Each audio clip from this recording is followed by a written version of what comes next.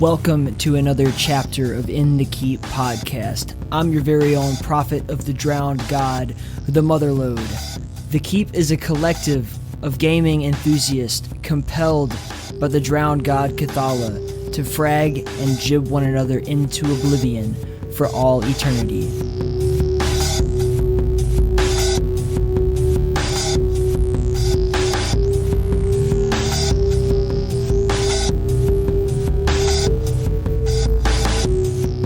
Alright, cultists, I've been hinting at a big announcement for quite a few weeks now, and now is the time to divulge. So, I want to preface this saying, if you don't yet believe in the power of the drowned god, may this be an example of how she rewards those who serve her.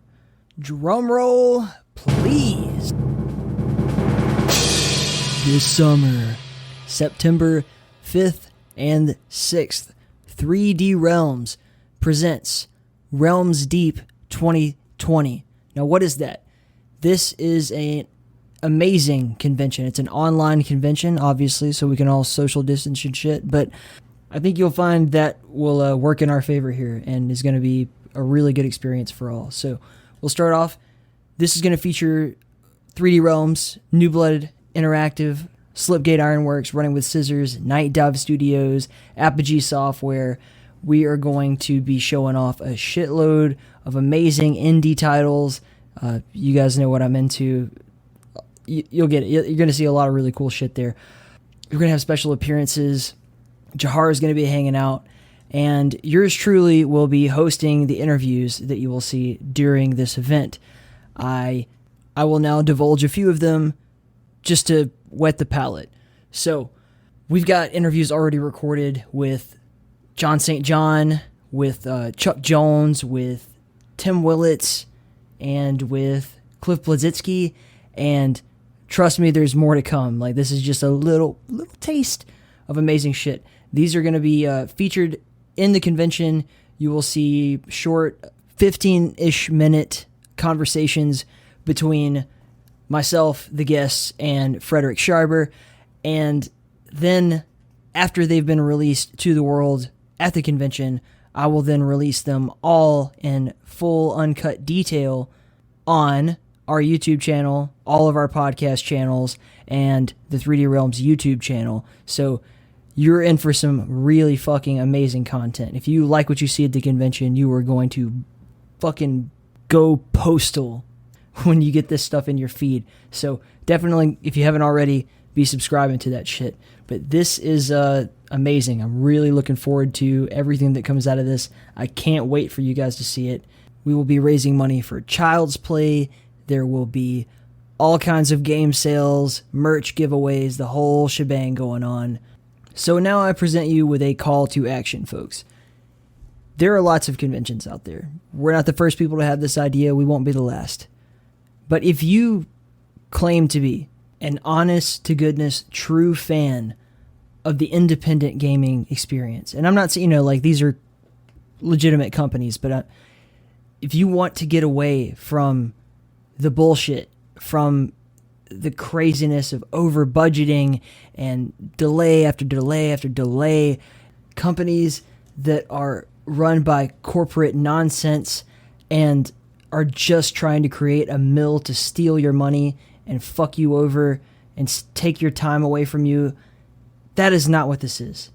This convention is full of real motherfuckers who really do care about your experience. They really do want you to enjoy your time. They don't want to fuck you over. They want to give you the best experience possible for a nominal fee. We have veterans of the industry who, by the way, will tell you exactly the same thing that I just said. We've got young, hungry game developers fighting for scraps, and they're finally going to get a big showcase that they deserve, in my opinion. Believe me, I've handpicked many of them. They're awesome as fuck. You've got a fucking deal here, folks. You really do. We're bringing you the total package in the comfort of your own home, which means you don't have to pay for hotel fees, you don't have to pay for travel, plane tickets, gas, breakdowns like I had on the way to QuakeCon last year. You don't have to do shit other than log into Twitch. And then you can make your decision on whether or not you want to donate to the charity or buy a t-shirt or grab some games on sale or whatever. But either way, this is a no-brainer. This is a no fucking brainer, folks. And fans of this podcast know this. Like, you guys who are longtime fans, I'm certain if you're listening to this show, you're not some 2-bit motherfucker who's falling for dumb tricks and getting caught up in the hamster wheel that has become of the modern video game distribution complex. I'm telling you right now, you can quote me, the motherlode said it. These are the people that you need to support. And if you're a real motherfucker, be there at this thing and show your support. It costs you nothing but the price of getting an internet connection and logging into Twitch. And if you can't be there on the day at the time, it'll all be on YouTube afterwards for you to enjoy for years to come. I digress. So again, that's Realms Deep 2020 live Saturday, September 5th and Sunday, September 6th on the 3D Realms Twitch channel. Be there.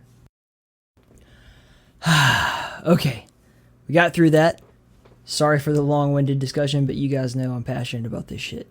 This week's guest is Mike motherfucking J, Chief Bidet Officer at Running with Scissors. I had one hell of a time hanging out with MikeJ. I actually went down to the Running with Scissors office to record this episode, and it was killer. Seriously, I had a great time. He bought us some sandwiches. I brought some coffee. I looked through all of their fucking amazing shit that they got in the office. I sat in Vince Desi's desk and ate my sandwich, getting ready for the interview. Just, wow. What a great fucking guy. I can't tell you enough, man. I'm so stoked. Sent me away with a bunch of really cool-ass merch that I deeply appreciate. I hooked him up with a t-shirt with our logo on it, so hopefully he shows that off. It was a stellar time and a stellar experience. This is the first time that I've actually gotten to go, like, sit down in a game developer's office and have, like, a one-to-one conversation. So with that said, you guys know MikeJ. He's not a skinny dude, and he talks with his hands, so there's going to be a little bit of microphone noise. I did my best to mitigate that, but it is what it is. It's not going to disturb you. Just don't be a weenie about it. Just kidding, I love you. But yeah, I'm stoked for you to hear this. Real quick, the music this week is by Zalom. I think that's how it's pronounced. They're an awesome industrial progressive metal band that MikeJ recommended himself, so I'm sure you'll enjoy it. We'll play a little clip of that, and then we'll get in the key with MikeJ.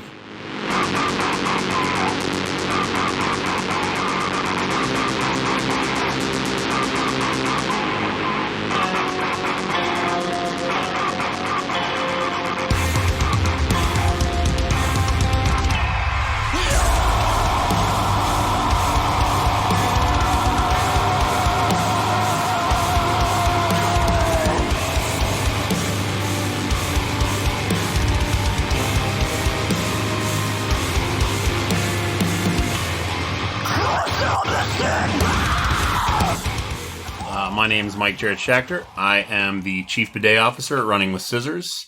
We are a independent video game studio based out of Tucson, Arizona. We've been in business since 1997. We are relatively well known for making the Postal video game series, and I've been with Running with Scissors since the end of 2001.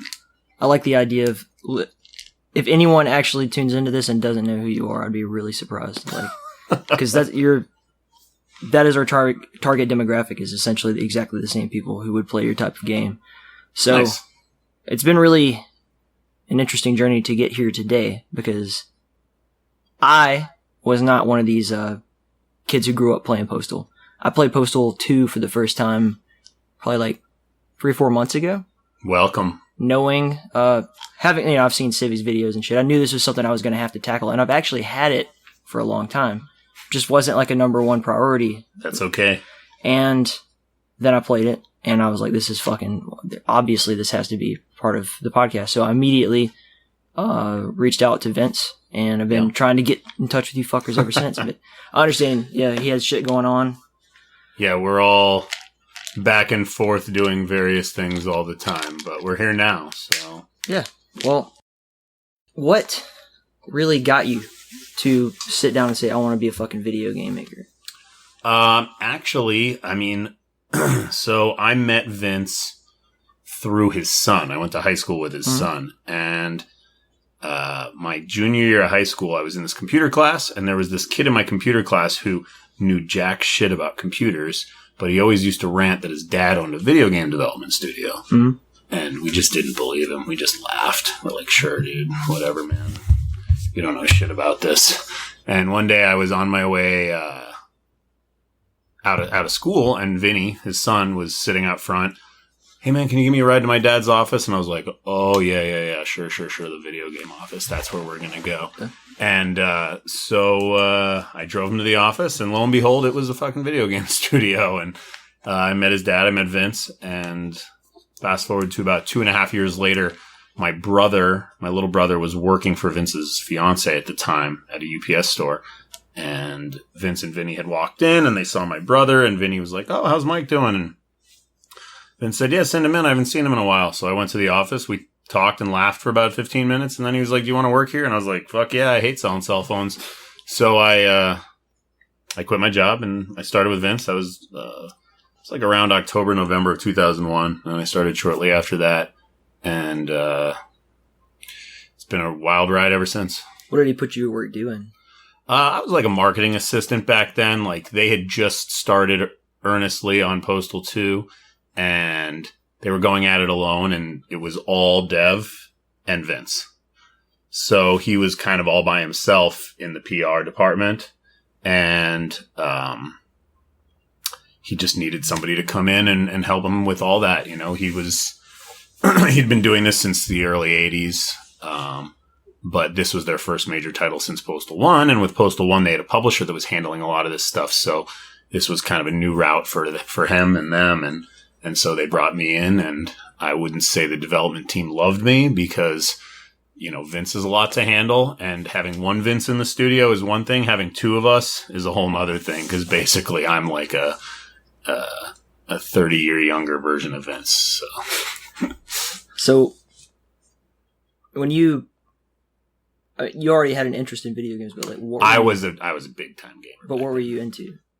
I played games like Counter-Strike all the time. Okay. I mean, I was one of those kids that kind of failed out of the U of A my freshman year because of Counter-Strike. Like, everybody in my dorm was playing it all the time. And obviously I grew up playing other games. I grew up with my Nintendo, and I played a lot of GoldenEye for many, many years. Mm-hmm. But more recently I was really playing first person shooter stuff like Half-Life and Counter-Strike and Team Fortress, things like that back then. Obviously I'm also an athlete, so I played a lot of sports games. I was really into like Ken Griffey Jr. baseball and NHL games. Mm-hmm. But Postal, it's funny, when I first went to the office, I wouldn't say I was some big fan of Postal. It's not like I had been ultra aware of it. I mean, Vinny would tell us like, this is the game my dad makes. And we're like, well, that's pretty cool, but I don't believe it's your dad. You know, it was like this hyper violent game, especially back then. And then once I went to the office and met him, and he like gave me all this stuff in the game, obviously then I started playing the game a lot back then. Yeah. So, I wouldn't say I was a Postal fan before I started at Running with Scissors, but I was aware of it, and then I became a fan. But had you played like isometric games like that before? Yeah, but those weren't my style of game. I mean, don't get me wrong. I played arcades that were like twin stick arcades, like Robotron and things like that, but that really wasn't my style of game. I mean, even to this date, like most ISO games are RTS games, and that's really not my style. But ISO shooters, I'm more in tune with. So. Okay. Trying to picture in my mind is like, what I'm really trying to get at is what inspired you so much that you like even wanted to work at a game studio, or was it really just an opportunity and you just seized it? So I was one of those like gamers back then that was, you know, I read the gaming news. I was really into like reading E3 news and shit like that. And the idea to me of not working in the mall anymore. And I mean, I was selling cell phones. I was delivering pizza. I was bouncing at bars, which I actually ended up doing for like another 10 years. That was my like get out and do something social job. Whereas working in game, like we had a studio full of people back then, but it's not like I was super close with the dev team. It's not like these are my work friends. Like they were, but we weren't that close. So I still needed like a social job. So I kept bouncing, but I really wanted to get out of what I was doing. I mean, I was very good. I'm a salesman. Like, don't get me wrong. I did really well selling cell phones, but I didn't want to keep doing that. And I really, at that point in my life, had no clue what I was going to be doing because, I went to the university thinking I was going to be in the bio department and I was going to go into some sort of pseudo-medical field. My dad was a doctor. My mom's an audiologist. And I was like, I'm going to become an optometrist. Well, my first biology class was like a train wreck. Like I dropped it within 3 weeks and I quickly went undeclared from the bio department. And I had no idea at that point. And not that all 18-year-olds should know what they're going to do in life. Like it's kind of a fucked up thing to make an 18-year-old declare their major with what they want to do for the rest of their life. So I was definitely in the path of, I don't know what I want to do. And when I was given an opportunity to do something other than sell, because I'd been selling, I was 20 at the time. I had been selling cell phones since I was 16 at Best Buy. I enjoyed it, but it sure as fuck wasn't a career for me. And I'm not sure I actually viewed coming to work for Vince as a career either. Like, hey man, I'm going to go get another job. This is going to be cool. I'm going to do something I actually enjoy doing. And like I said, I did well with the other jobs. So when I told my mom I was going to be doing this, she was like, are you fucking kidding me? Like, what? And the travel schedule back then, I wouldn't say it was demanding, but we traveled a lot. So my free time, and by free time, I mean like time to do schoolwork, started dwindling. And my desire to have such a heavy load of schedule of classes just got smaller and smaller. So after I got booted out of the U of A my freshman year, that's when I started at Running with Scissors. Like right when I started my first semester at Pima here. And I would take 4 classes and then 3 classes and then 2 classes. And eventually I just stopped going. I was like, I don't fucking need this. Like, I really don't have time for this now. I'll go back later. That didn't go well with my parents. Both of my parents are, doctorate, college level students. And for me, it was like, college was always the next level after high school. And when I went, I just fucked off and wasted a bunch of money. And then all of a sudden I found something I really liked doing, but it didn't require me to get a college degree and I wasn't really into it. Mm-hmm. So I was good with never graduating. My mom was not so good with it. And I want to say I took about 4.5 years off of school and I eventually did go back. One day I just decided like I need to get my fucking degree. I'm like sick of I can bullshit and tell anybody why I didn't, but I just like to not have that conversation anymore. So I went back to school, got my degree. I've never used it for anything. What was it in? Marketing. Okay. That's a good right. Like once I was doing it, it was like, why don't I go get a business degree in this? Like it wasn't ever a thought when I went to college, like I'm going to get a fucking business degree, mm-hmm. But it ended up being appropriate. So, and my mom was happy. Yeah. It's really strange, man. We've got like a weird situation going on. It's really actually bizarre because like the last 3 podcasts I think I've spent talking about people's decisions why or why not to go to college. Mm-hmm. And a lot of game developers will just straight up tell you like don't even fucking waste your time. Well, so with game development, it's a very touchy subject because look, man, we've been on boards of various universities that have gaming departments and digital art departments and stuff. And like, I'm all for higher education and learning, and especially for people that don't know what they're doing. Like, if you come in up and you're like, you know what, I really want to be an artist. Well, like, you better have a fucking drawing skill because going to college is not going to teach you how to draw. Right. I mean, it will, but you still, like, unless you are an artist, you're not going to be an artist. And the problem is most colleges that give game development degrees are degree mills. So they'll accept anybody. And then everybody gets a degree that says they're a game designer, but they have this like generalized degree where they took a few art classes, they took a few programming classes, they took a few design classes, they took a few animation classes, and they're not really good at any particular thing. They're, I don't know, $100,000 in debt. They're told that they're going to go out and get a job for $75K. And it's like, well, you're not. Mm-hmm. I mean, most probably won't, but you're especially not going to because you didn't have any particular art skill prior. That said, the casual hobbyist, like a kid that's in high school and he's been working on a mod team for a while and he's kind of honed his skills in on one particular thing. Let's say it's programming. I don't think it's the worst thing in the world for that person to advance their knowledge by taking a specialized degree in programming. Like, that is worthwhile to me. Yeah. But if you're really good and you can make it, then fucking who cares, right? I mean, if you are on some that's what I always tell kids that write me about this. If you want to do something, figure out what you want to do and just start doing it. Yeah. If you can draw stuff, find people that are in the same space as you, whatever game you like, and mod that game. Work on a crew and just get your resume built up of your own shit. And then start applying at studios. Most companies aren't going to prioritize game design degrees over artists that don't have a game design degree. We are looking at your portfolio first. It's an industry that requires you to be able to execute, not the college degree doesn't prove that you can actually do anything. It doesn't. Well, so this is where it gets a little funky too. Like a lot of game development, especially ours, is starting to deal with remote studios, especially with what's currently going on now. We've been doing it for, I don't know, the last time we had a team was in 2009. Internal team. There is something about continuing your education that will teach you how to work with other people, how to get things in on time. Like, there is priorities that are taught in college that are not necessarily game design dependent things. I mean, even if you got your degree in, I don't know, underwater basket weaving, it doesn't matter. You were accountable for something. When your first job out of high school is you needing to be accountable on deadlines, that can be daunting and it can be very hard, especially in a creative industry where, I mean, I'm sure you know artists, like, your art is never done. Yeah.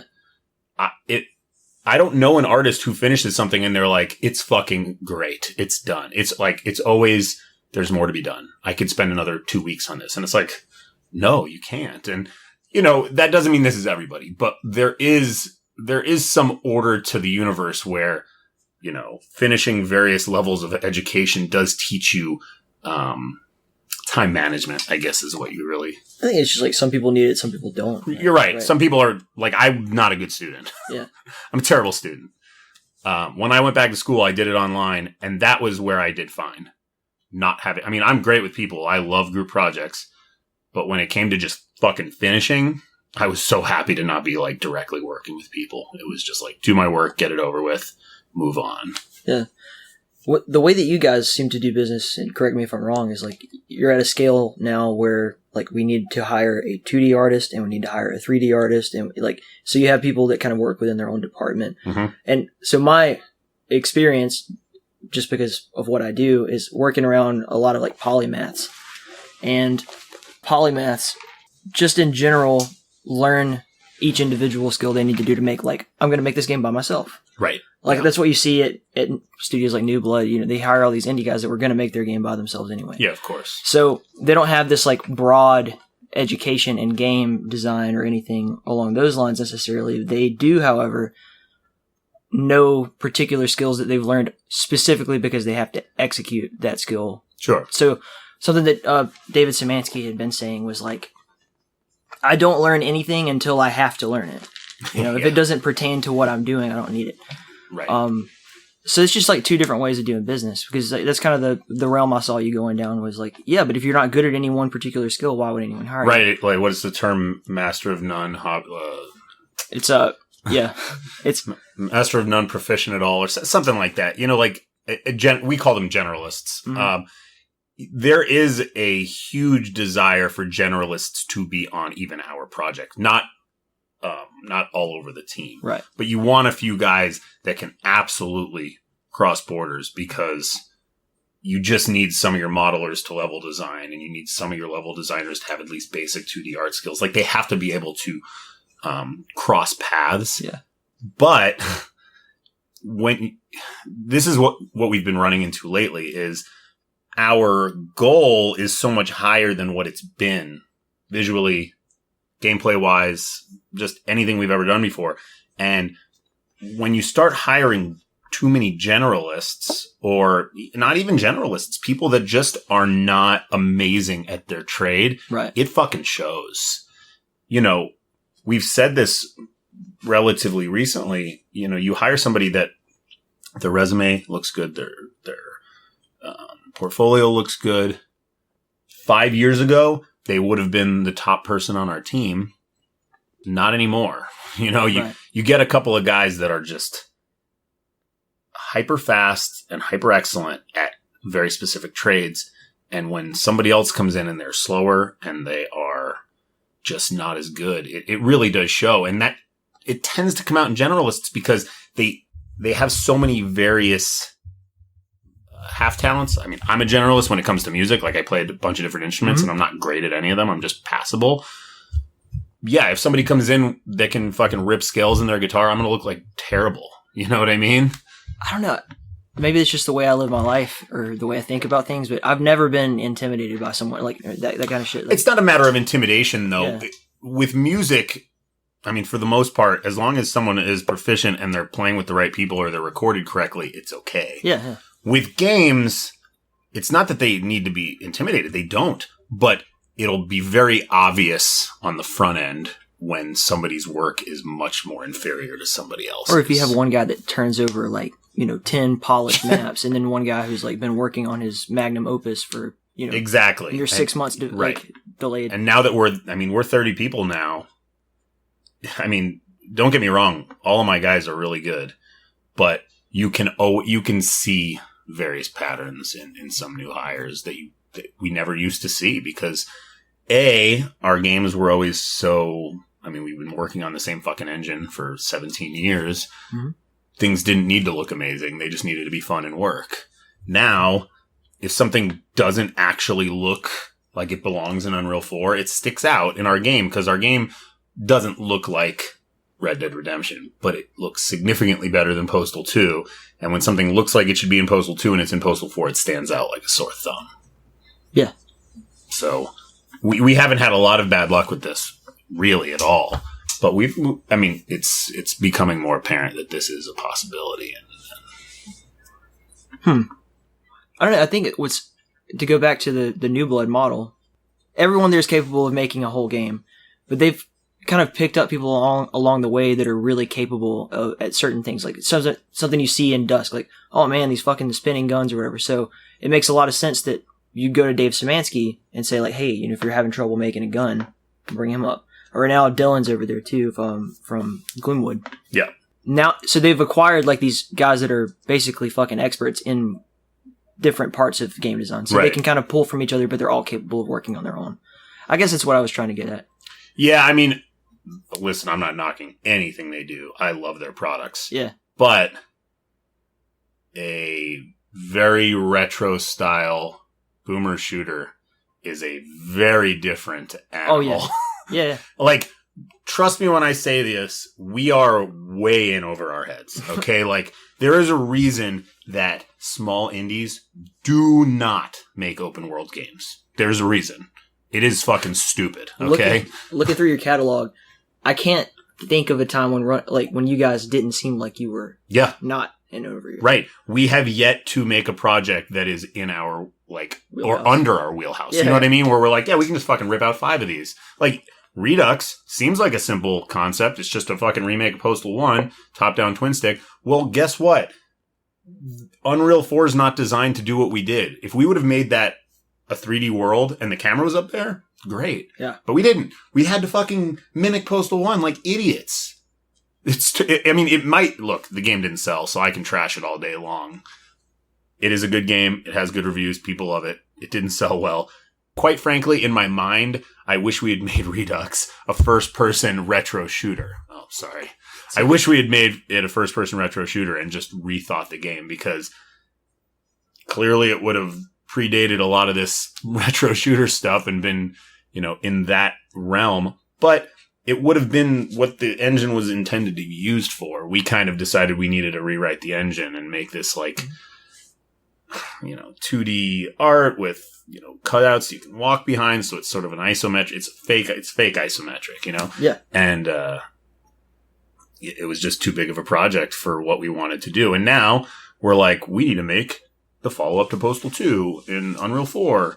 But even back then, making an open world shooter for a small team was a stupid idea. Yeah. It worked out and it's still working out, but it's not just harder now, it is exponentially harder because the amount of art assets you have to make things look good like they do now is insane. And while our team is significantly bigger than it was for Postal 2 ever, it's still not enough. This is hard. It's really hard. And that's why we appreciate the support we've gotten and the leeway the community has given us on our jankiness. Although, and I've said this many times, this game's never not going to be janky. It's a Postal game. It has to be. You can't make an open world shooter with tons of different actual mechanics with a team like ours for a budget like ours. It just isn't possible. Yeah, I played a little bit of Postal 4 the other day, and I think it crashed on me like 4 times. But there is currently a bad crash in that build. I was never once deterred. And that was one of the first things I told you. I just recently really got into Postal, and one of the things my friend was saying, because I mean, you still have like little crashes from time to time in that game. Yes. And I was like, oh man, it crashed. Or my friend was like, you're really lucky that you played this now and not when it came out. Right. Yeah. Yes. Correct. When Postal 4 launched, it was in a don't ever show anybody this game state, and we put it up for sale. And we were really nervous about how it would do. I mean, early access is a roll of the dice. Oh, of course. No matter what you're putting out. You could put out something fucking beautiful like Dusk, and people could shit on you. You know what I mean? Like, it's a risk. It's like a Kickstarter, except instead of a concept, they're getting your actual product, and if they don't like it, you're fucking dead in the water. Mm-hmm.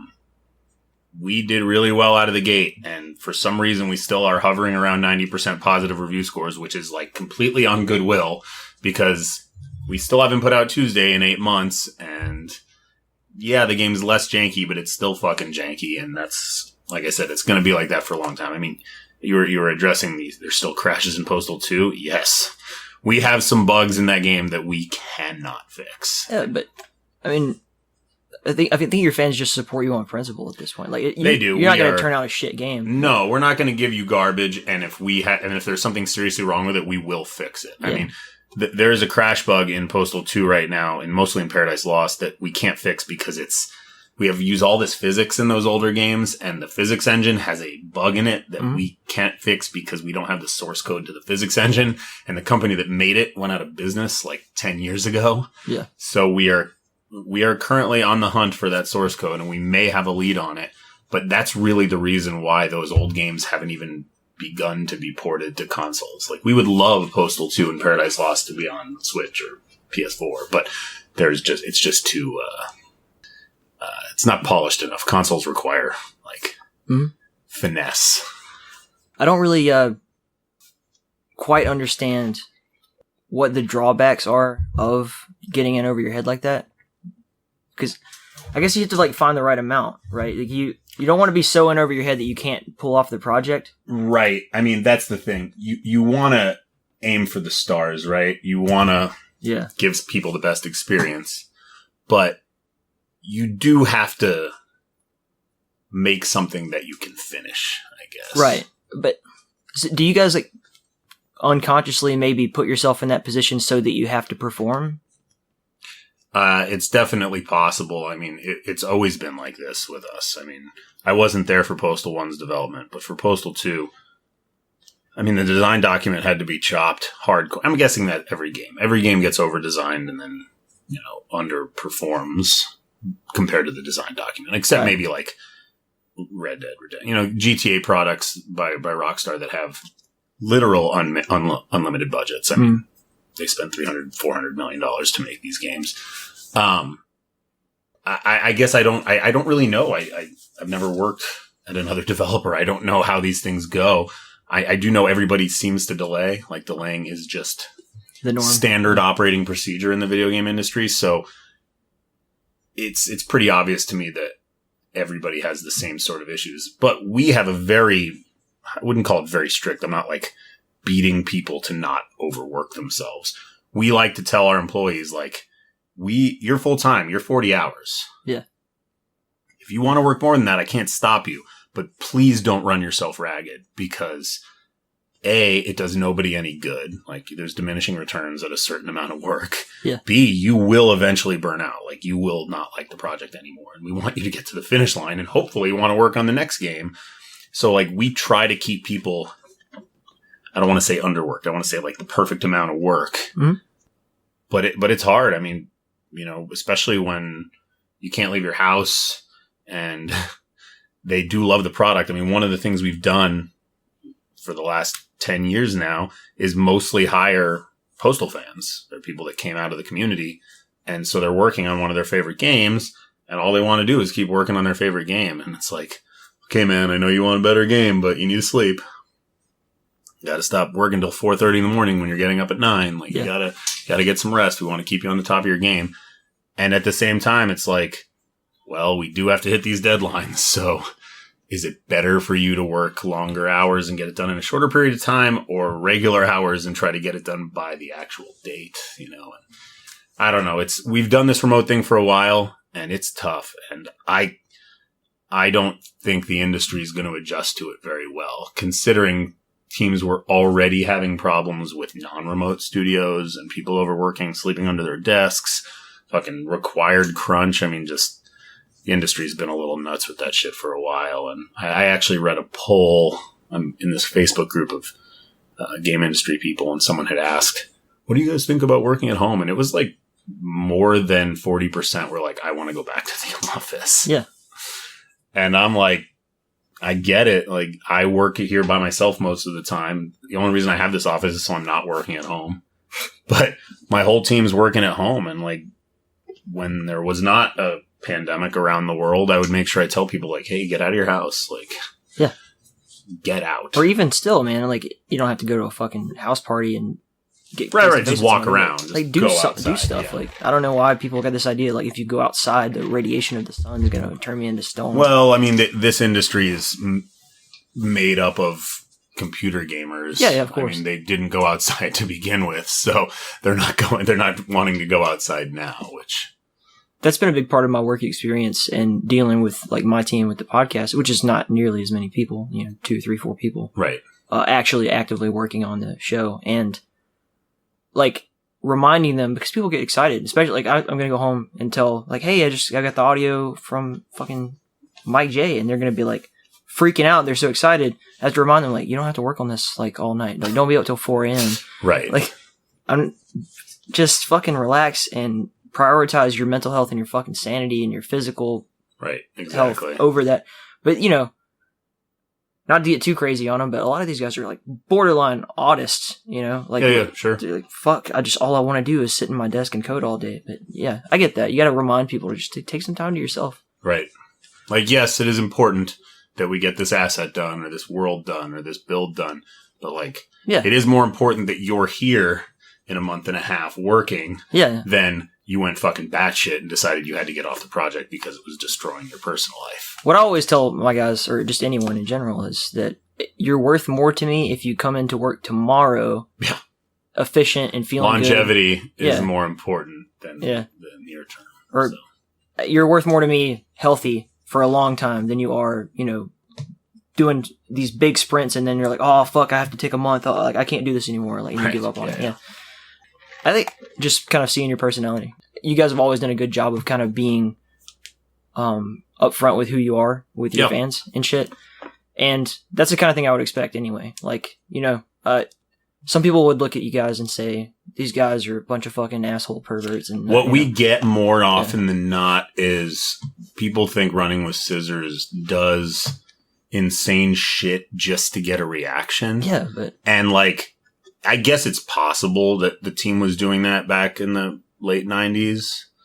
But since I've been with the company, like, this is who me and Vince are. Yeah. And we've changed who we are as people even in the last 20 years. I mean, when I started, I was 20 years old and I was a fucking psycho.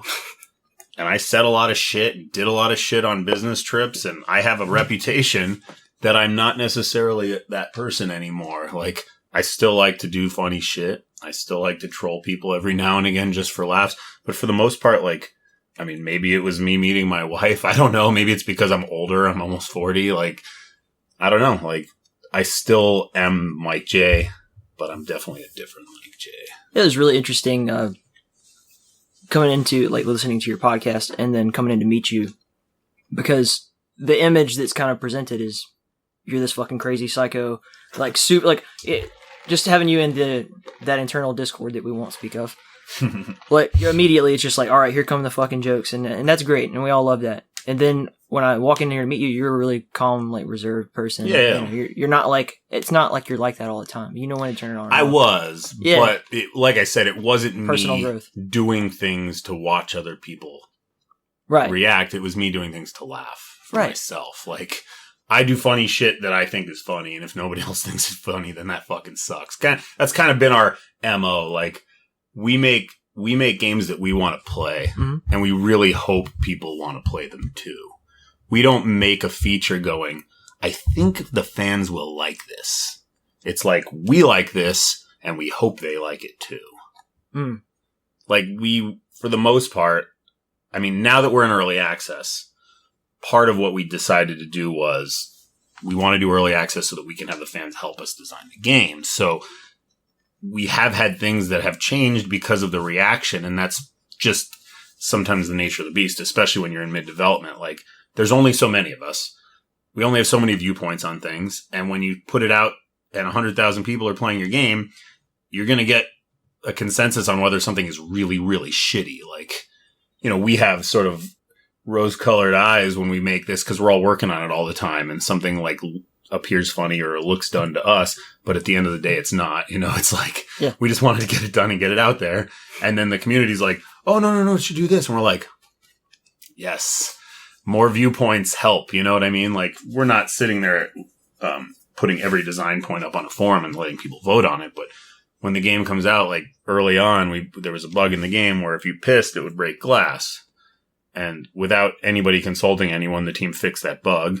We put a patch out and it said, piss no longer breaks glass. And it was like, we got fucking shit on immediately. Like, no, you have to fucking put that back in. That was the best feature.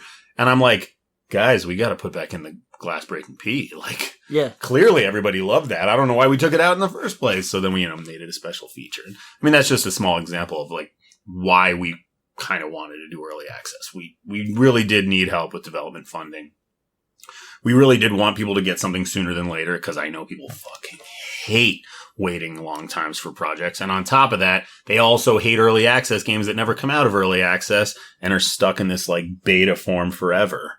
So Quake champions. Right. So it was like our goal was to get this into early access, stay in touch with the fans, let them help us with designing the game, fund the game, and get it out in a reasonable amount of time, because the goodwill only lasts so long. And if you don't finish it, you won't get that 1.0 money. Like, the game will sell more when it's actually out than it did in early access in all likelihood. So you do got to get to that point. Where I was going with the point I was making earlier was that the way that you guys are kind of presented to the public, I think it's, to your fans, very clear that this is satire.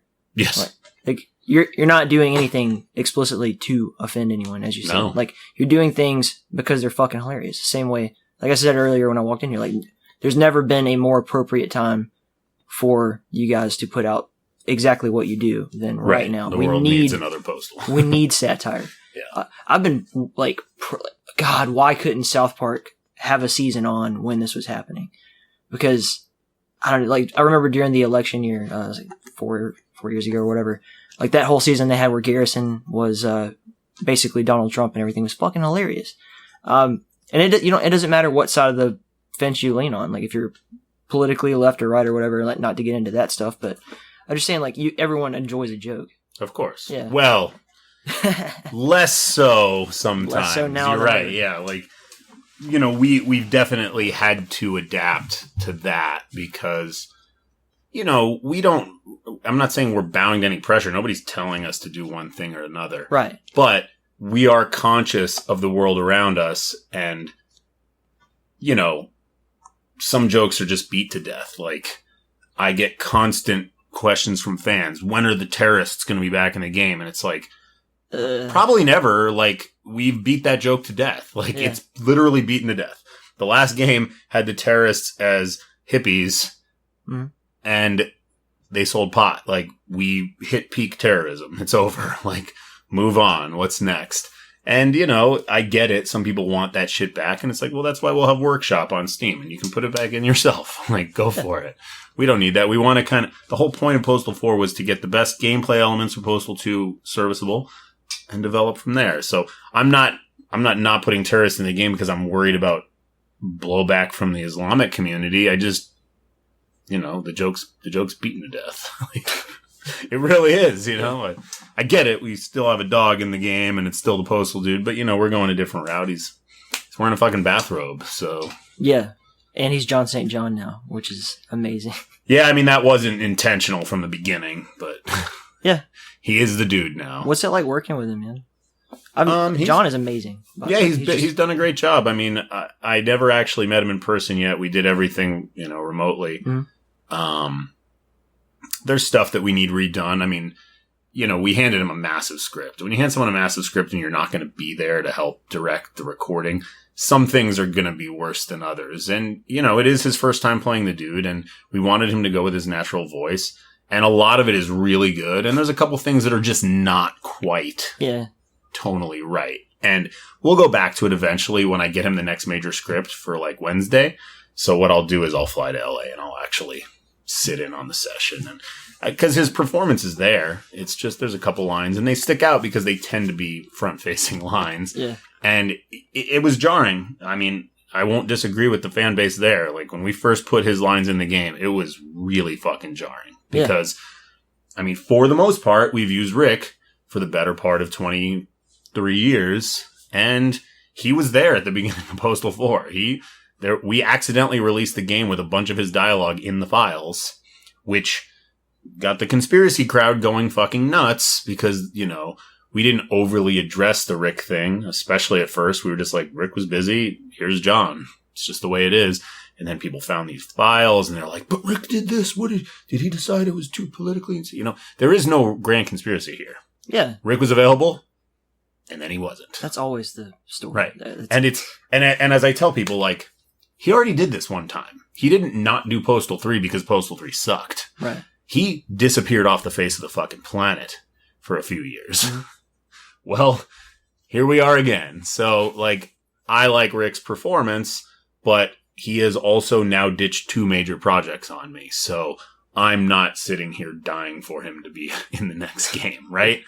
Fans are, but they're not overly involved with it. And quite frankly, the only reason he ever even came back after Postal 3 was because the fans went nuts on him on YouTube, and then he came out of the woodwork and was like, hey man, I'm sorry, I'm here again. It's like, okay, well, we got this game, we got this other game, and then he did them. If he had never done those, I don't think this would be such an issue anymore. Of course, now the hindsight folks are like, but why not Corey from Postal 3? And Corey's a good friend of mine, and he did a great job. But there was no way I was going to put out a game on Steam, especially like an unannounced Postal product, and have it have the same voice from Postal 3. Even though he did a good job, there was no way we were going to do it. Like, we didn't even have much of a team discussion. Nobody was on board with that. Like, we need to get away from that as far as humanly fucking possible. Not to mention, we still do have a voice for him in the game to tie it all together. Like, we have used him in other ways to tie that Corey Postal Dude into the game, and it's still in the game. It's just not done yet. And so for us, it was like, well, what do we do next? Like, we're going to need to replace Rick. What do we do? And at first we thought, well, maybe we could find another deep voice radio host. And they're a dime a dozen. But it was like, I don't want to mimic Rick. Yeah. I want to give the Postal Dude a unique voice. And one of the guys on our teams was like, listen, we all love Rick's voice. We all love Corey's voice. But, like, odds are this character, the Postal Dude type character, isn't going to sound like that. Like, that's just not your typical voice of some trailer park guy. Like, you want to kind of find a guy with a different type of voice. And Jon does have a different type of voice. And, yeah, some people don't like it. But you know what? For the most part, a lot of the people that bitched, the more they played, the more they forgot about it. And it was like that for us long before the game came out. And we always tried telling people that. Just stop screaming about what you want and just let it go. And eventually you will hear that this is not bad at all. It's just jarring. And we get it. It was jarring for all of us. Yeah. But it does grow on you. And there is maybe a little bit too much whininess in his voice, and that is in the takes that he did. But I actually kind of like that because the character everything is going wrong. That's what around the character. Like, so. It felt tonally correct because, like John, if you ever met John, he's like the kind of guy who wears Hawaiian t-shirts and fucking smokes weed all day and shit. And he's old as fuck. So Postal Dude should be at this point in his life. Yeah. Like, talking to John more before he recorded, I started realizing, like, talking to him, he is more the Postal Dude than Rick ever was. Yeah. Rick did the character. But, and a lot of people don't know this, like, later on, like, Paradise Lost stuff, Redux stuff, like, he was not the same human being he was when he recorded Postal 1 and 2. Mm-hmm. And it did require sometimes multiple takes to get the right performance out of him because, you know, nobody does the same voice exactly the same for 30 years. It just doesn't happen. Right. Like, you might be able to get to it, but, like, I know my voice isn't the same as when I was fucking 20 years old. It's just not, right? Yeah. I mean, I was going to say that, like, your voice changes over time anyway. Like, yeah, exactly. It's hard to get the same signature every time. It's hard to get the same character out there every time. And when there's real time lapsing, physiologically, like, your body's just completely different. And you're mentally, like, I mean, I'm not an actor by trade. Yeah. But, like, you know, the things that you draw to do a performance when you're 20, 25 years old are very different from what you do to draw a performance when you're 45 years old. You know, you've lived, you've done things. Like, you may not be as cynical. You may be more cynical. Like, you don't really know. So. Yeah. Well, you're into, like, heavy music and shit. I think about a lot of we'll call them singers, but, you know, people who do guttural vocals have a wide range of tools that they go to. It's not like they don't do the same voice on every track. Randy Bly kind of does, but even he's starting to get into, like, the, you know, he's got that kind of mellowed out singing voice. Like, I just want to know how the fuck these people scream for fucking 20 years into a microphone. Yeah, but it's a thing. Like, you can do that, and then they'll do damage to their voice and have to change it. You know, they're like, oh, well, I used to do that on the first. Like, best example ever is Phil Anselmo, right, from Pantera. So he literally fucked his voice up on Cowboys from Hell, and he can never sing that again.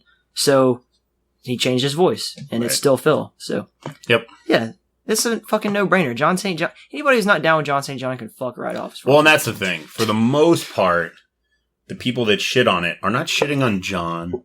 They're not necessarily shitting on his performance. Yeah. They just want Rick. And I mean, look, as a fan of things, I do understand the desire for that. Like, when I'm watching a show that I like, and at some point in the show, the actor changes in a season because something happened.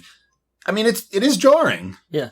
But it's what it is. It sucks more when it's your main character. I get it. I do understand. Like, people have fucking grown up with this. This is their shit. And all of a sudden we're like, here's another new Postal Dude for the third time. I do get it. But, you know, the internet gave everybody a voice and most people use it to bitch. So I guess I understand where they're coming from. A lot of them, once they speak to us, they're a little bit more calm about it. Like, when I was first streaming Postal 4, I was streaming it constantly. The YouTube comments were just like, Where's Rick? Where's Rick? Where's Rick? So I started having to, like, blast on the video feed to stop asking about Rick. And that didn't stop it. Nothing stops it. And it's not ever gonna stop because we're not at 1.0 yet. So the people that have wishlisted the game, that are waiting for the game to be done, haven't heard it yet unless they've watched videos. And, like, it's just gonna keep coming. And that's okay. Yeah. Like, we're totally okay with this. Like, at this point, John's the dude. And there are maybe other products in development where other people are the dude. Like, the dude is, what's the word? Fluid. Yeah. Not genderly fluid, but he's a fluid character. The Postal Dude is whoever we want him to be. What was that fucking Russian expansion pack they had? He Corkscrew Rules. Got his cock cut off. Yeah. God damn it, man. I know. The Russians really did a number on Postal, didn't they? But in all reality, the Russian community is one of the largest postal communities. So, despite the fact that Russian companies fucking the game up with Postal 3 and Corkscrew Rules, they have supported the game through its development. So, we thank the country for all of its fans, but Jesus Christ, couldn't we have a fucking good Russian gaming postal product for once? Yeah, but the fact is that even through everything, the brand has endured, and the fans have. Oh yeah, no, we're herpes, man. We will never go away.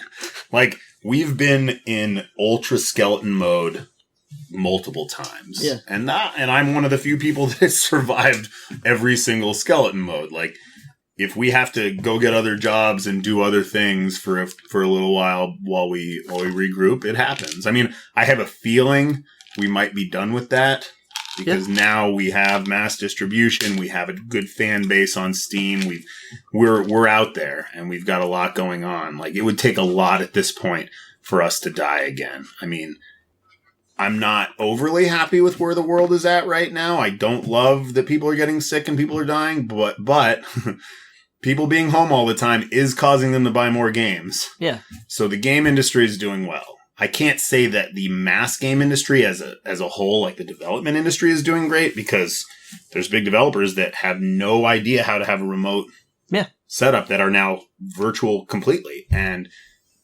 I hope they figure it out, but this has worked out pretty well for us, as fucked up as that sounds. I mean, it is not good to bank on tragedy. Like, I don't like to hear about the people that shorted the market after 9/11. That's horrible, right? People are asking me, like, how are you doing? I'm like, there has never, ever been a better time to be an independent content creator than right now. Right. Like, I could do so. A lot of podcasters even switched to, that would not do anything remote ever. You know, they're like, I have to have my guests in person, or, you know, they're having to do it now. The technology's there. Right. It's not as good as sitting in the same room with someone, but the amount of shit you can turn out really quickly, and people are all like, it was reasonably assumed that, hey, are you available? Yes, I don't know how to work. So you can just talk to people all fucking day long. Yep. It's a great time. It has also forced the technology to be better, which is nice. Like, I've been doing a virtual podcast for years. Yeah. It is now much easier to do them than it used to be. But that said, I mean, you are right. I do like this in-person dynamic. Like, I used to do a tech talk in Tucson at KLPX. Mm-hmm. I did it for a decade, and I only went in once every couple months to do tech talk, but I really did enjoy being in the same room, even though we weren't, like, actually vibing. Right. Like, there is something to be said for that. But it isn't a problem to be doing this stuff online at all. And, you know, it makes it much easier to work with because you don't have to arrange times. Like, you want to do it tomorrow morning at 8? Great. Get up, put a shirt on, and we're good. You know what I mean? Like, that's it. It also has worked a lot for me for voice recording. I mean, historically, I had to schedule time at a studio. Then I sort of have my own now, and I can have people come in here and record. Mm-hmm. But a lot of the people that are applying to me to do voice acting, they have their own setups at home now. And I'm just like, sure, sign this NDA. Here, sign this ICA. Here's your script. And then they send me back good recorded files that we just incorporate right into the game. You know, it's like... Yeah. It makes so much sense. Yeah. It's fun. This has been nothing but good opportunities for me. And I hate that people are suffering, obviously, but... My own wife has been furloughed for 4 months. Mine too. But it's fucked up. There's nothing I can do about it. It's fucked up. I can't remember. It was like probably Warren Buffett or someone said, like, you capitalize when other people are scared to, and that's how you make profit. Right. And I mean, we didn't plan to make money off of this situation. It just so happens that this is a good time for it. The other way to look at it is that you are providing a much needed service. Yeah, of course. Yeah. I mean, that's kind of always been our thing. Like, we are this generation's pet rock. Like, everybody needs this, especially when they're not feeling well, or when they're stuck in their house, or when they need to fucking shoot something, and they got this video game they can do it in. Thank God. Yeah, socialize and laugh. Like, that's just whip your dick out and piss all over someone. Right. I mean, we didn't know that this was how you stop school shootings, right? Have kids stay home. Turns out it's the answer. Man, it was really, really good that you have, like, the personality that you have. Because if you didn't, none of this shit would work. Right. Yeah. I know.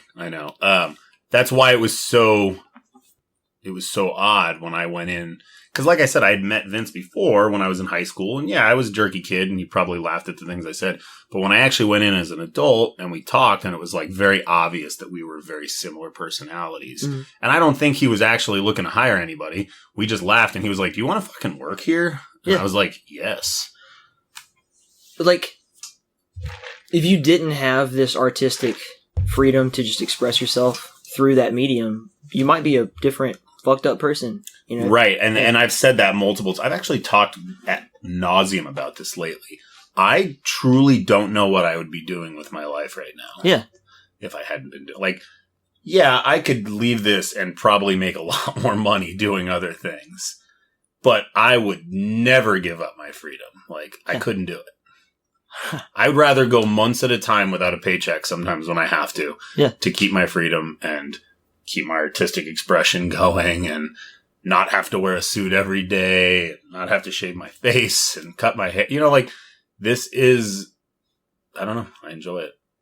When you think about that sort of thing, like, you're compromising your freedom or whatever to, you know, I can't even imagine you working in like a fucking office with fluorescent, well, not that this is an office, right. You know what I mean? But like cubicles and you're not allowed to, you know, say X, Y, and Z. Because, I mean, I have my own struggles with that shit too. Like, it's almost like a natural reaction to act out as soon as I know what the parameters are. Of course. Like, here's the line, don't cross it. Like, I'm fucking kicking that line. Right, yeah, like, And I've actually had to watch it. Like, for the longest time, it was me just doing this, and I loved it, and I have to deal with corporate America.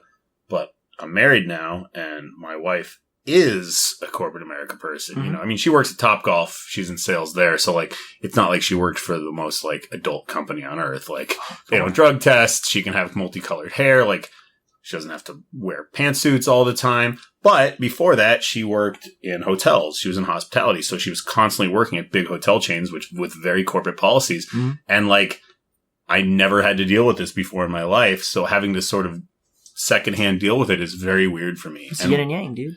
Right. But it drives me fucking nuts. Like, I'm like, oh, cool. We get good healthcare. Like, that's nice. But you have to do this and this. And I'm like watching her, how she has to deal with people around her and how she has to deal with issues. And I'm like, fuck, I am so thankful that I don't have to do that all the time. Yeah. I mean, I treat my employees well. They treat me well. But I'm glad I don't have to work with a bunch of unknowns in a fucking office. That's for sure. Yeah. I don't know. Just always having to be aware of, like, what if what I say is offensive to someone else? And so you end up in this kind of weird situation where instead of just addressing it face to face, like, when you have an authority figure over that, people tend to refer to the authority figure to solve all of the problems instead of solving it themselves. So then you end up in a situation where, like, it doesn't matter what you said. This person, you know, they went to someone else without even telling you that what you did was wrong.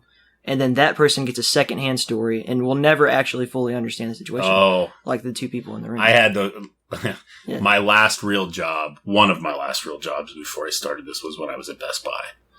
That was a few years before, so I was 16, 17 years old. I ended up in the manager's office a couple of times for anonymous complaints.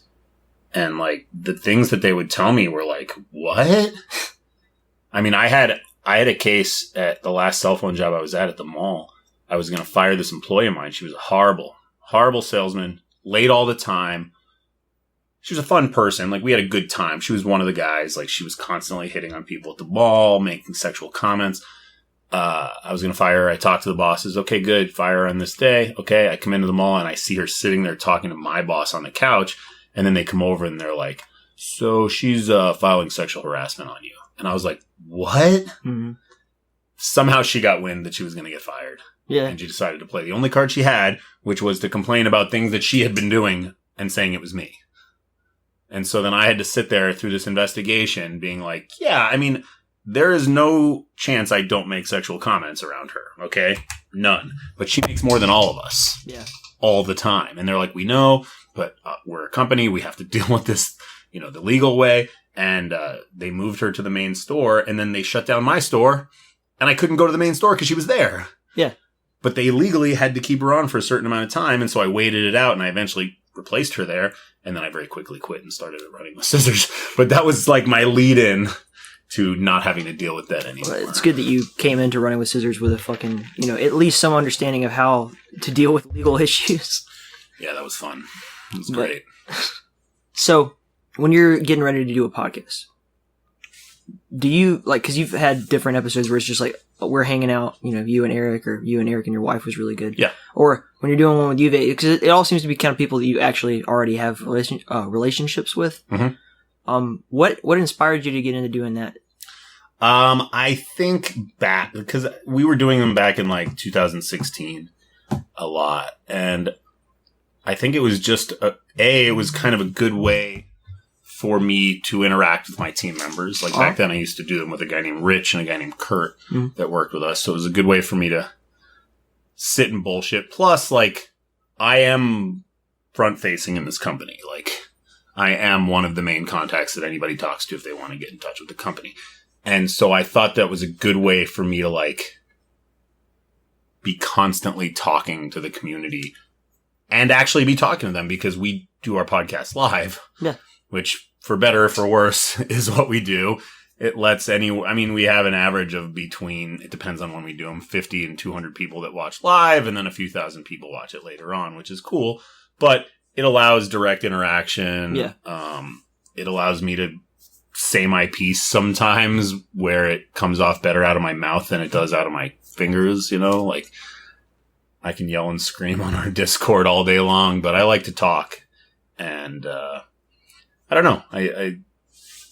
We just didn't do a lot of direct interaction stuff for a long time, and it just felt like the right thing to do. Now, the problem is that while I could put this all together every time, producing a podcast, even bi-monthly, it's a lot of work. Putting topics together that are cohesive, making sure you have somebody to talk to about things. It's hard. Even now, I do podcasts with Eric. Me and Eric have a great rapport. We've known each other for 25 years, but he's not as into the industry, and I'm not that into the industry. Recently I've had some of my employees on the podcast, and that's good because they are fucking gamers.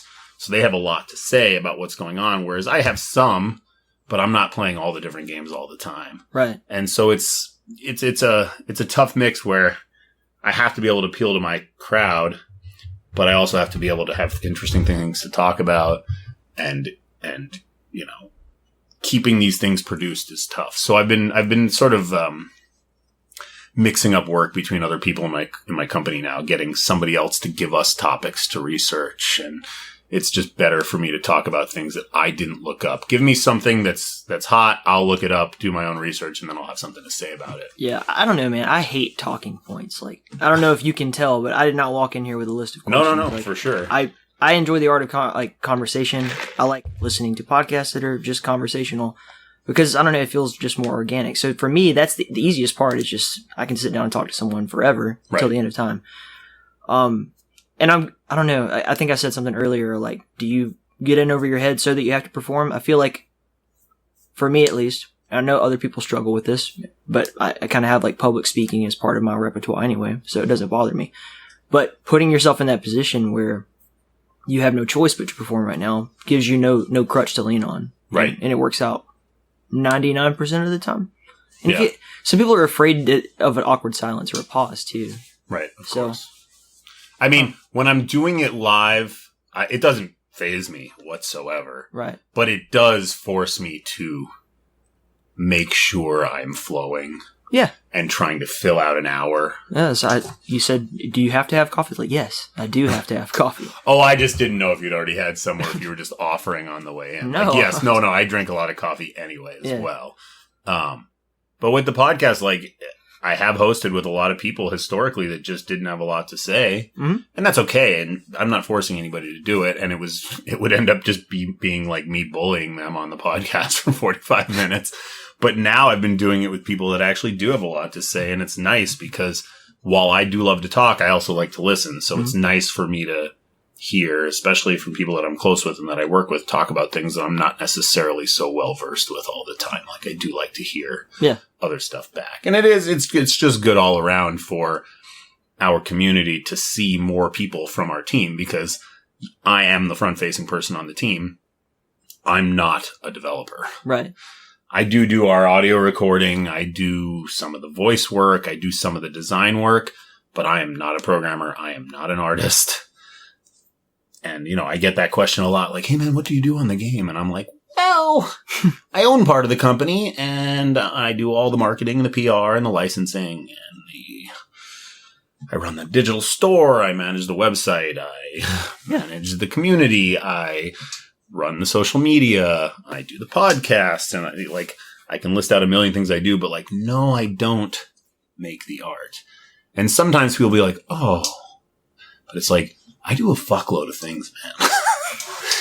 I'm not saying the company would not run without me because it sure would. Right. But without me, it would be just like if we were missing our dev director. A lot of things just wouldn't happen right. I'm sure someone could eventually fill my role. I'm not Voltron without a head. Right, exactly. You need to have. We are a fluid moving piece of very important parts. Mm-hmm. And like I said, we've operated with just me and Vince before many a time, but we weren't creating a lot of new content back then. We were just maintaining. So, in the games, you have all these really different set pieces. At one point, you go to a military base, and there's A-10s and shit. Did you go out, because you're in Tucson, obviously you've seen an A-10 before. Were you guys, mapping this shit out for levels? Yeah. Doing site visits? More recently, people do it on Google Maps. Uh-huh. But historically, Postal 1 and Postal 2, the team would take days. For Postal 2, it was, we need to sort of mimic Bisbee. Yeah. For Paradise. So they all went down to Bisbee for a couple of days, took pictures of areas that they wanted to do. For Postal 1, it was, let's go take some pictures of the military base, see what kind of things we can put on here. Mm-hmm. And, the internet nowadays, it makes it a lot easier to do things without having to go anywhere. It is nice. Since my team's not in Arizona and our game is Arizona based, it is nice that they can actually drive around any city in Arizona on Google Maps and see everything. It's not quite the same as feeling it, but when you're really just trying to mimic something art-wise, a good drive-through on Google is I feel like competent enough. Really to really appreciate the game, you kind of have to visit here at least. It would be nice, but our team is so spread out. Yeah. We've got 12, maybe 13 people in the United States. We've got 2 in Canada. We've got 1 in Mexico, 1 in Ecuador, 1 in Argentina, 3 in Japan, 3 in Russia, 2 in the UK, 1 in Portugal, Spain, Italy, Germany. We're really, we have someone in Australia now. We have a programmer in Australia, and we have 1 in the Philippines and 1 in somewhere right there. So we literally cover just about the whole globe time zone wise, which is cool, meaning there's somebody working any time of the day if you're awake. But it is hard to get meetings together sometimes, trying to get a meeting for all of our guys that are in this fucked up time zone, which is Australia, Japan, Philippines. Sometimes they do make our 11 a.m. meetings, but it's 4 a.m. for them. Yeah. They're fucking dedicated if they're up to come to a meeting once a week at 4 a.m. Yeah, we deal with the same shit with esports tournaments, or even sometimes just getting the whole team together for the podcast because we're all remote, obviously. Right. Yeah. Time management is definitely, that's your wheelhouse, I guess, but right. It's definitely something you have to deal with, man. But I don't know. I feel like when you're all as passionate about it as you are, you'll make it happen. So yes. But the point I was getting at earlier about, I wasn't talking about the team has to visit Tucson. When I played Postal, I was like, oh fuck, this is right outside. I didn't even know it was in Arizona when I was like, okay, I'll play it. And when I did, it was just I've literally been to all these places. Right. This just looks like outside for me. And that was the way that I initially played it. So I'm trying to imagine how it comes across to someone who's not from here. Because this is a very weird, unique place. Well, and that's kind of the, I venture to guess at some point here in one of the next games, the dude will leave Arizona. I can't say.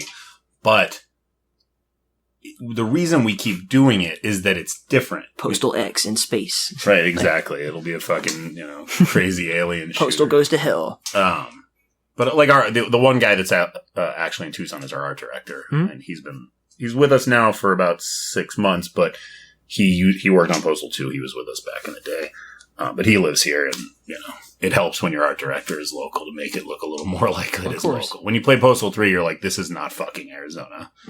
Like, this is clearly made by someone who's not in the USA and never has been, right? Like, those are European streetlights. Those are European power boxes. Those are European water pipes outside of the walls. Like, so it is good to have some T-Lokes working on the game. So, I mean, without getting too far into the weeds, like, what are your plans for the future other than Postal? I mean, we can talk about Postal 4 too. Right. So obviously we got to finish Postal 4. That is the 1,000-pound gorilla on our shoulders right now. Mm-hmm. We have a couple other things in development. One was a VR project that we were working on before Postal 4 that is Vapor, right? It's not Vapor. I don't want to call it Vapor. It is just on the shelf. Mm-hmm. We spent too much money working on it, and there's only so much money you can make on VR, so we kind of put it aside until VR becomes a little more prevalent. Mm-hmm. It is now more prevalent because of Valve and Half-Life Alyx. Mm-hmm. So at some point, we're going to finish that product, and we actually have retconned it into the Postal universe. The characters that star in that game are the radio hosts in Postal 4, so at some point, people will see what that is. I can't tell them what it's called yet, but at some point here, they will find out. And then we've got a couple other big things happening with the Postal brand that I also really can't talk about yet, but you'll find out soon enough. Maybe some ports, spin-offs. And the point of this question is not to get you to divulge anything. It's just no. Like, there is a future. There's more than just this yes. I mean, historically, we've always been really big on licensing. We just haven't done anything particularly big licensing-wise. I mean, Postal 3 was a big license. It was meant to be the next big product that we licensed to a Russian publisher to make, and then they ended up completely fucking shitting the bed. Mm. We're not going to do that ever again for a main title. But we are not against licensing the rights to make spin-off stuff. I mean, we've done it. We've had Postal Babes Mobile. We've had a couple. There was a game called Postal Mobile.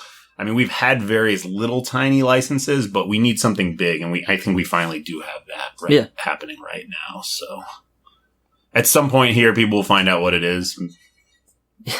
Maybe in the next couple of months. In the marketing wheelhouse, like, because you're kind of marketing a big game in a new era, what is it like trying to get the word out there? Like, I really enjoyed the Civi playthrough. Like, that was super fucking cool. And I think that's, at least in my experience, that's where most of us are kind of like getting our news. Like, I don't know how you even fucking find out about games except for that. Right. Well, it's funny to me because I'm not a big enough gamer still. I mean, I play a lot of games now. Right. Since quarantine, pretty much. But the last, let's say 5-6 years when influencers have become the thing, right? I was not familiar with what they were. When we came out with Postal 2 on Steam in 2012, I wasn't sure what we were going to do. And we didn't have to do anything. Mm-hmm. I've never paid an influencer to play my game. I know a few of them because they've contacted me because they play my game. But I've never really done any real outreach other than giving out some keys to a couple of influencers. Like, for Postal 2, we have like 7 videos by PewDiePie on YouTube. I don't know the guy. I've never talked to him. I've never given him a key. Right. He just decided he loved our shit. And for Paradise Lost, he made 5 videos. He made a video for each day of the week. That's fucking priceless PR now. Like, yeah. I mean, you could buy that. But I don't even want to know what that would cost. Well, it's like a mutually beneficial thing. Like, he's using you for content. Right. But these return. Guys do get paid. Oh, yeah. And course. Not just by ads. I hope you'll get paid one day. Like, obviously. Like, why? Some people get weird about, like, oh, you shouldn't do it for money. You should only do it for passion. Like, you should do what you're passionate about for money. Mm-hmm. Like, you got to get paid. Yeah, of course. But with podcasting, like, I had thought about it, but I don't think I have a big enough viewership. Like, I would love to have some fucking ads in my podcast, and they were paying me money to Tushy read them. Should be sponsoring the I've thought about saying that to them. The problem is, like, I haven't done a whole lot to expand our podcast listener base, other than recently I got it on pod.co, so at least it's available. Yeah. What are you using to distribute it? Pod.co. Okay. It's podcast.co. It's just it's a website that somebody gave me a key to, like a lifetime license, and just upload each issue. They got us on all the different streaming services. We're off the air. I'll point out some that it's not on. Okay. Yeah, so we can square that shit away, because that's what my big thing is I want mine to be available in every avenue that I could possibly get it on, whatever the case. Like, more is good. Sure. And mine's not even as big as yours is at this point. It will be hopefully one day. It will. And what's interesting is a lot of people who do podcasts, like one of my good friends, like Ted from Jaret-X. I'm not sure if you're familiar. I do know the name. Jaret-XP is like they're Dread Central's like gaming. Yeah, stuff. sure. And he has a podcast, but that was like the first thing I noticed is I think he was using SoundCloud, and like distributing it is shit through SoundCloud. Like you can get on iTunes is the most important one. Everybody knows that, but there's just some feeds it doesn't go to, and then there's nothing more annoying or a fan of podcasts, which I'm a huge fan of, obviously. Than to scroll through my app that I'm already like married to and not be able to find what I want to listen to. That was part of why I eventually started using this. Like years ago when I first started the podcast, I did set up my own way to get, like, you can make a website and have a lister, and then you can submit it to Apple to put in podcast, and it got rejected. So for years I've been like, well, Apple's never going to approve it. So I eventually started using pod.co, and they got it on Spotify and Breaker and Google Cast and Apple, and they just did it all. They did all the work. I don't know. It's there. So hopefully people are listening. Buzzsprout, I use Buzzsprout, and they're great too. Like, nice. Very easy interface, and most important to me is great customer service. Like, I can email them and get a response really quickly. I'd say our biggest base is probably our own YouTube viewership. I mean, it's not like we have like 30,000 YouTube followers, and they watch whatever. You have an established brand. Right. Thank you so much, man. This has been fucking awesome. Yeah, for sure. Thank you for the Sando, too. That was wicked badass. It was good. That was from a place called 4th Avenue Deli in Tucson, which closed in December, like officially closed. A buddy of mine from high school owned it, and he was like, I'm done doing this. And I guess one of his employees bought it and I thought it was closed. And today I saw her posting on Facebook, and I was like, oh, they're still open? I fucking love this place. Yeah, me and my wife were downtown the other day wearing masks. And, as we were walking by there, my wife was like, yeah, they closed down. And when you said that you were getting sandwiches from there, I was like, all right, whatever. They did, and now they're open again, so. It's fucking solid. Lindy's is the best place to eat. I do like Lindy's.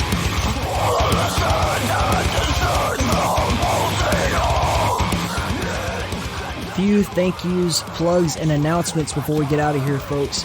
First of all, thank you, of course, to MikeJ for being fucking awesome and letting us come down to the studio and record this episode. Thank you to Zalom for providing this incredible music recommended by MikeJ himself. If you like it, go over to his Bandcamp page. I'll have a link for you in the episode notes. Check him out. Also, just want to say thank you to all of our amazing supporters. You know who you are, but I'll go through the names real quick. Dots, Moose, Paul, Zach, Alexander, Lashaka, Brad, Night Owl, Tones, Jeffrey, Larissa, Nave, Steve, NVZ, Catman, Semico, Chibi Sniper, Donkey, VJ Tenjin, Haducant, Brandflakes, Maleki Torao, Red Eyes Green Dragon, Anthony, Robert, Vince, and Morpher, Igrax, Simon, Gelmo-san, and Russell. You have all been absolutely fantastic and given a little bit back to the show. We appreciate every bit of it. If you're listening to this and you're like, yo, how do I get mentioned on that list? Well, there's a lot of different ways. You probably know them. Go over to the support tab on our website, inthekeep.com. You can find directories to all of our different avenues. We recently added a Venmo page, and also we now have an Instagram page, so go follow us over there. It's ran by the amazing Brandflakes, who will be giving you all kinds of cool updates about what we're doing here. You can get the new podcast, whatever the fuck. It's another way to follow us. We also want to let you know that we do still, in fact, have merchandise on the merch tab. That's true. You can get a free t-shirt by becoming a Patreon supporter, so I guess it's not really free, but it's free enough. Motherfucker, you get to support, and we'll give you a little bit back whenever you've reached the $25-ish donation amount, however long that takes you, no matter. Or you can just buy one outright on the merch tab.